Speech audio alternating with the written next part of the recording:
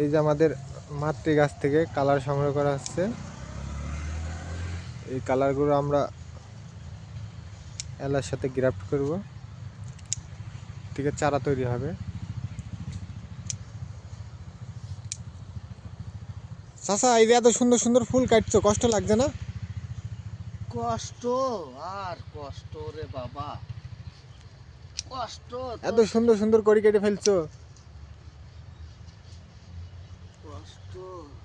না কাটলে তো আবার নতুন চারা তৈরি হবে না, তাই না? হ্যাঁ, এখন সুন্দর তো দেখতে গেলে আরো নতুন হবে না। চারা তৈরি করতে হবে না?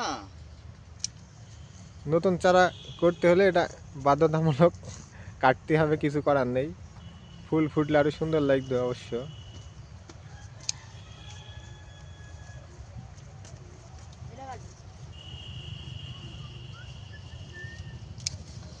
এই চোখ নিয়ে আমরা গ্রাফট করব,